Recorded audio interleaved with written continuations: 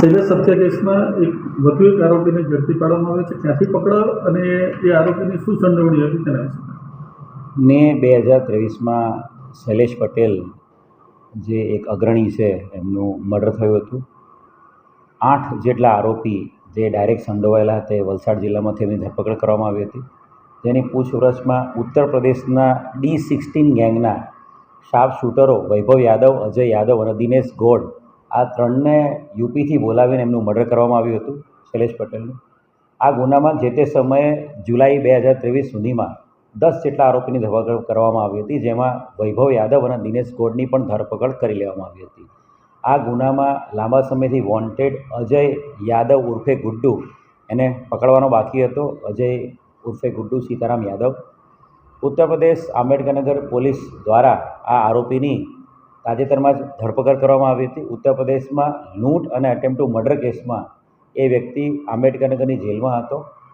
આંબેડકરનગરની જેલમાંથી એ આરોપી અજય ઉર્ફે ગુડ્ડુ યાદવનો ટ્રાન્સફર વોરંટ આધારે ધરપકડ કરવામાં આવી છે. આ આરોપીના 4 દિવસમાં રિમાન્ડ પણ મળેલા છે. અજય યાદવની પૂછપરછ દરમિયાન વૈભવ યાદવ, અજય યાદવ પોતે અને દિનેશ ગોડ આ 3 લોકો D16ના શાર્પ શૂટર છે અને આ લોકો ત્યાંના નામીદા ગેંગસ્ટર્સ છે. અને આ 3 લોકો 18 લાખ રૂપિયાની સોપારી લઈને શૈલેષ પટેલનું મર્ડર કરવા માટે આવેલા હતા અને એમનું મર્ડર કરેલું હતું. અજય ઉર્ફે ગુડ્ડુનો ખૂબ જ મોટો ગુનાહિત ઇતિહાસ છે. ત્યાંના ગેંગસ્ટર એક્ટ, ખંડણી, અપહરણ, રાયોટિંગ, અટેમ્પ્ટ ટુ મર્ડર, લૂંટ, ઢાળ જેવા 28 જેટલા ગુનાઓમાં એ આરોપી ગુનાની અંદર એને પકડાયેલો છે અને હાલ આંબેડકરનગરની જેલમાં અટેમ્પ્ટ ટુ મર્ડરમાં એ જેલમાં છે. વિધિવત એની કસ્ટડી લેવામાં આવી છે. આગામી 28 તારીખ સુધીના રિમાન્ડ મળેલા છે.